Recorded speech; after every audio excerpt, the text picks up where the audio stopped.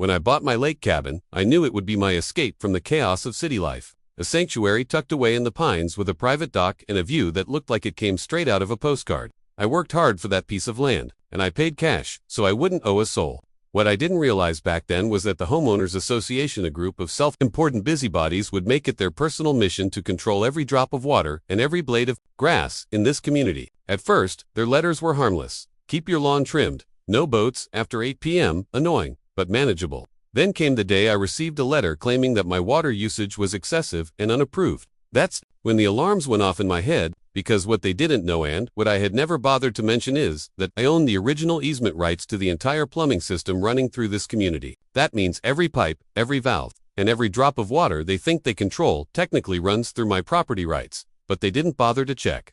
Instead, they tried to play a power game. And they were about to find out. They picked the wrong guy. Asterisk, the first sign of trouble came when my water pressure dropped to a trickle. I checked my pump, my filters, even crawled under the cabin to inspect the lines. Everything on my end was perfect. So I walked down to the main access point because yes, I knew exactly where it was, and what do I find? A shiny new HOA padlock, slapped right on the community valve. My jaw tightened. They had actually cut off the main water flow. The audacity of these people. They left a laminated sign taped to the gate that read, "Water access temporarily suspended for non-compliance." Non-compliance with what? Last I checked, this was my cabin, my well system, and my lake. I stood there for a moment, staring at that lock, and I swear I could hear the smug laughter of the HOA president in the back of my mind. Her name was Linda, perfectly coiffed hair, pastel sweaters, and a smile that could cut glass. She had been the one sending the letters. She had been the one warning me about water restrictions, and now she thought she had one. That was the moment I decided this wasn't just about water anymore, this was about principle. And I was about to teach Linda and her little HOA empire a lesson they'd never forget. That night, I didn't just get mad, I got even. I pulled out my old survey maps, the original property deeds, and the engineering plans for the plumbing system. Why do I have those? Because I paid for them when I bought the land. My cabin wasn't just a structure on some random plot. It sat on the originating source of the entire HOA waterline, the pump that fed every single house in the community. Back in the 1960s, the developer installed that system and granted an easement to whoever owned this land. Guess who owns it now? Me. And that easement never expired. Which means, legally, I control the access point, the valves, and the flow. HOA might think they're the big dogs, but in this fight, they're just drinking from my bowl. I spent hours drafting a polite but firm letter, attaching copies of the easement documents, and highlighting the section that clearly stated, the owner of Lot A shall retain all rights to manage, maintain, and operate the water supply system. Guess who owns Lot A? Yours truly. But instead of sending the letter right away, I decided to have a little fun first. Because if they wanted to play games, I was going to play better. Asterisk, the next morning, I walked down to the access point with my own set of heavy-duty bolt cutters. Snip off came their padlock like it was made of butter. I replaced it with one of mine and closed the gate. Then, with a satisfying twist of the main valve, I shut down the entire system. Every house in that HOA community, every smugboard member who thought they could boss me around, woke up to dry taps. No showers, no coffee, no sprinklers. By noon, the group chat was blowing up with frantic messages. Does anyone else have no water? What's going on? Linda, you said you handled this. I sat on my porch with an ice-cold beer, watching the chaos unfold from a distance. It was glorious. Around 1 p.m., Linda herself marched down the gravel path to my cabin, her pastel sweater looking like it had been starched for battle. She banged on my door so hard, I thought she might crack the wood. I opened it slowly, smiling like I had all the time in the world. Can I help you? I asked, sweet as pie. Her face was red, her voice shaking as she demanded, did you cut off the water? I just shrugged and said, funny, I thought the HOA was in charge of that. The look on her face, priceless. By day 2, the panic was real. Residents were hauling buckets from the lake, boiling water on camp stoves, and driving to town just to shower at the gym.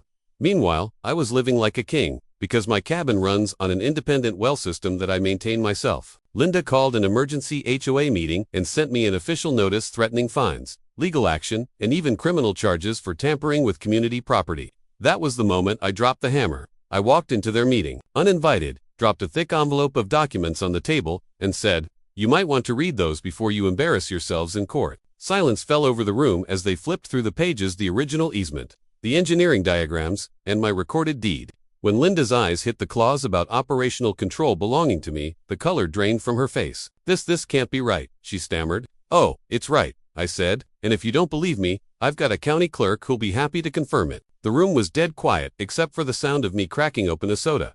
Here's how this works, I continued. You want water? You follow my rules. Or, you can keep fetching buckets from the lake. Asterisk, the fallout was spectacular. At first, they tried to fight it. Linda hired a lawyer, sent me threatening letters, even called the sheriff. But the sheriff took one look at the paperwork and said, "Ma'am, he owns the system. There's nothing I can do." When their lawyer confirmed, the same thing, the HOA board practically imploded. Members were screaming at each other in the parking lot, blaming Linda for poking the bear. Meanwhile, I sat back and enjoyed the show. Eventually, they came crawling back literally. Linda showed up at my door again, this time with a plate of cookies and an attitude that could only be described as defeated. "We'd like to work something out," she muttered through clenched teeth. I smiled.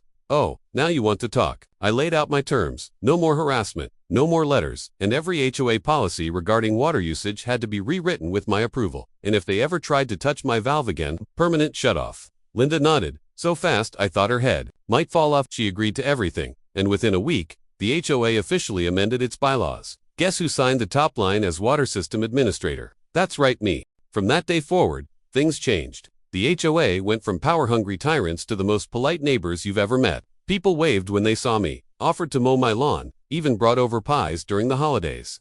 Funny how fast respect comes when you hold the faucet handle. Linda, on the other hand, avoided me like the plague. I'd see her watering her flowers with the gentleness of a saint, probably terrified I'd shut her down again. And trust me, the temptation was real.